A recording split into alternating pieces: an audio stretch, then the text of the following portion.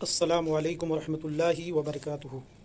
آج میں آپ کی خدمت میں وہ 24 آیتیں جن کے متعلق وسیم رضوی نے سپریم کورٹ میں PIL دائر کی ہے، اور یہ مضمون 24 آیتوں کی وضاحت مولانا خالد سیف اللہ رحمانی صاحب نے کیا ہے، اس مضمون کو لے کر کے میں آج آپ کی خدمت میں حاضر ہوا ہوں۔ تو آپ لوگ بغور اس مضمون کو سماعت کریں گے اور سمجھنے کی کوشش کریں گے۔ اللہ تعالیٰ کلام پاک میں ارشاد فرماتا ہے، الف لام میم ذالک الکتاب لا ریب فیہ، یہ وہ کتاب ہے جس میں کسی بھی طریقے سے شک و شبہ، ڈاؤٹ، کسی طریقے سے ایک تنکے کے برابر بھی شک و شبہ کی گنجائش نہیں ہے۔ تو اگر کلام پاک میں کسی بھی طریقے سے بحث و مباحثہ کرنا یا اعتراض کرنا گویا کہ اپنی دنیا اور آخرت کو برباد کرنا ہے۔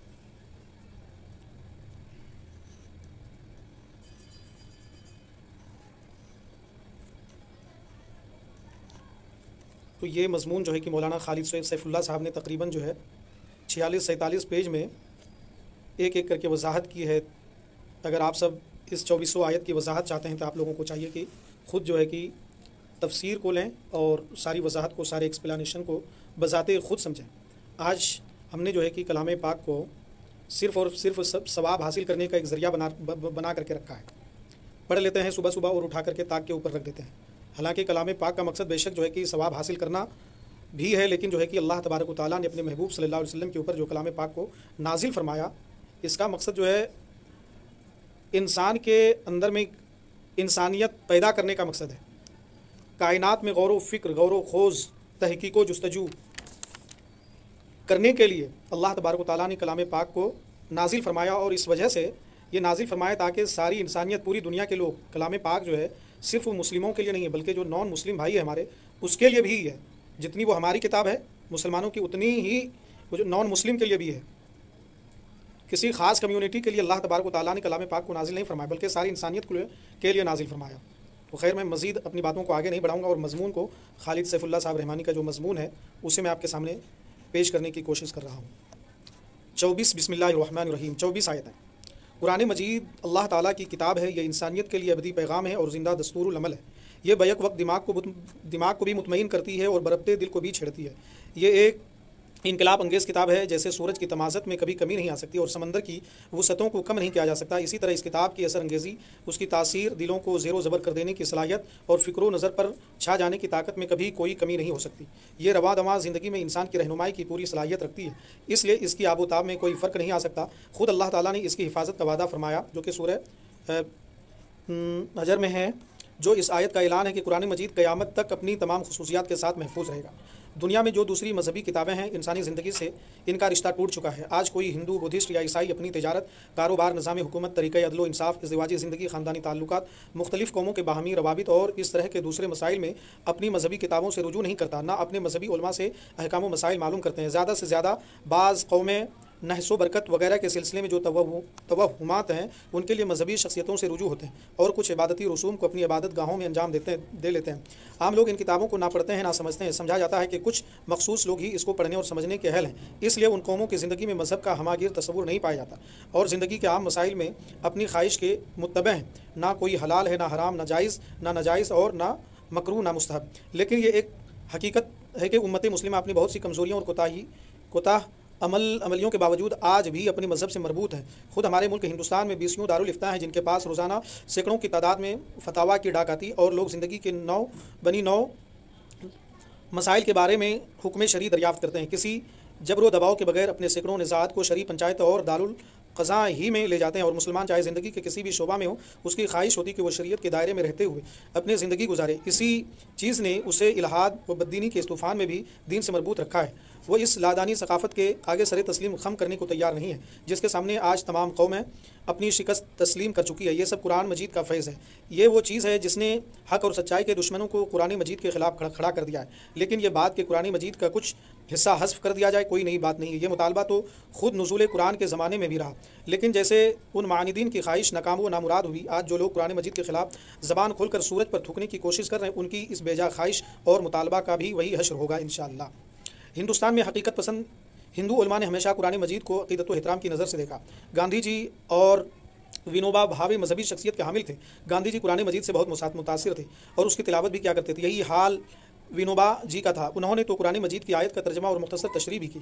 रूहुल कुरान के नाम से मुरतब की है। हिंदुस्तान में तबात व इशात की मौजूदा सहूलतों और प्रेस की कसरत के दौर से पहले कुरान मजीद की तबात में सबसे नुमाया काम मुंशी नवल किशोर लखनऊ का है। वो सेहत के मुकम्मल एहतमाम के साथ कुरान मजीद की तबात क्या करते थे और तबात के लिए संगी तख्तियाँ तैयार करते थे। नीज़ उन्हें एहतरामन दूसरी ज़रिए तबात किताबों और उनकी तख्तियों से ऊपर रखा करते थे। ये उन हिंदू बुज़ुर्गों का हाल था जिन्होंने कुरान मजीद को पढ़ा था और बराह रास्त इस अजीम किताब के मुताले की सआदत हासिल कर चुके थे। और सिर्फ इतना ही नहीं बल्कि मैंने मुंशी नवल किशोर के बारे में पढ़ा है कि जब वो इस दारे फ़ानी से चला गया और लोग जो है कि इसको जलाना चाह रहे थे तो उसकी लाश को जो है आग भी नहीं लगी थी। ये कुरान मजीद की नशरो इशाअत का ही नतीजा था। कुरान मजीद के बारे में हिंदू उलमा के तासुरात। कुरान मजीद के बारे में बाबा भूपिंदर नाथ बासु फरमाते हैं, 1300 बरस के बाद भी कुरान की तालीम का ये असर मौजूद है कि एक खाक रोब भी मुसलमान होने के बाद बड़े बड़े ख़ानदानी मुसलमानों की बराबरी का दावा कर सकता है।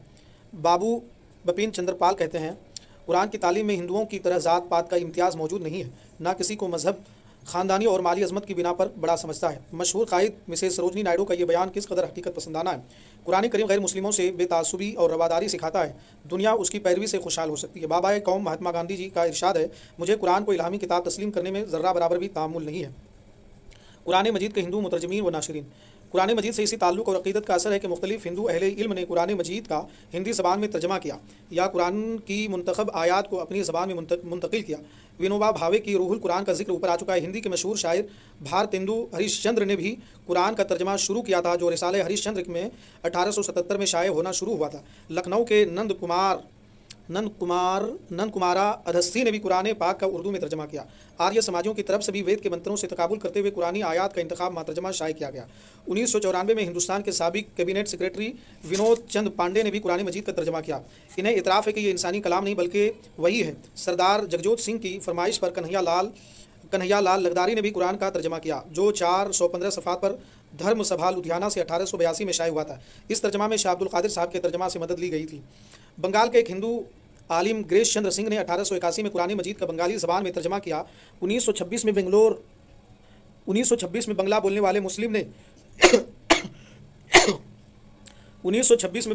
मुस्लिम उलमा ने इस तर्जमा को मुस्तनद करार दिया। पंडित कैलाश चंद्र बरहस ने जनाब इमामुद्दीन राम नगरी के साथ मिलकर मौलाना सदरुद्दीन इस्लाही मरहूम के तर्जमा को हिंदी में मुंतकिल किया। यह तर्जमा 1955 में रामपुर से शाये हुआ और उसके सिर्फ 2 ही पारे मंजर आम पर आ सके। जनाब प्राण नाथ ने अपनी गुजराती तालीब कुलजुम स्रोप में कुरान और वेद के मतन का इंतखाब पेश किया। धन प्रकाश एडवोकेट सुप्रीम कोर्ट दिल्ली ने कुरान मजीद का मंजूम हिंदी तर्जमा किया। पवित्र कुरान दर्शन के नाम से किया, जिसे आलोक प्रकाश ने शाये किया और फरवरी 2000 के किताबी मेला में उसे नुमाइश व फ़रोख्त के लिए भी रखा गया था। शेख मोहम्मद यूसुफ का हिंदी तर्जमा कुरान जिस शख्सियत ने शाये किया वो हैं पंडित दौलत राम शर्मा। यह तर्जमा स्टार प्रेस बाज़ार हॉल अमृतसर से इशाअत पजीर हुआ था। ये उन हिंदू बुजुर्गों का हाल था जिन्होंने कुरान मजीद को पढ़ा था और बराह रास्त इस अजीम किताब के मुतालिक की सआदत हासिल कर चुके थे। अब ये बेचारे VHP वाले जो सियासत के मज़हब और धर्म का नाजायज़ इस्तेमाल करते हैं और अपनी ज़हर आलूद तकरीरों और तहरीरों के ज़रिए इंसानों को बांटने और दिलों को तकसीम करने का काम कर रहे हैं, उन्हीं लोगों ने सादा लो हिंदू भाइयों के दिलों में नफरत के बीज बोने और मुसलमानों के खिलाफ तशद्दुद पैदा करने की गरज से कुरान मजीद की 24 आयतों का इंतखाब किया और उनके ज़रिए यह बताने की कोशिश की जा रही है कि कुरान करीम गैर मुस्लिमों को कत्ल करने, उनका दुश्मन होने और उन्हें दोस्त ना बनाने की तालीम देता है। इसलिए मुसलमान कभी भी गैर मुस्लिमों के हक़ में मेहरबान और रहमदिल नहीं हो सकते।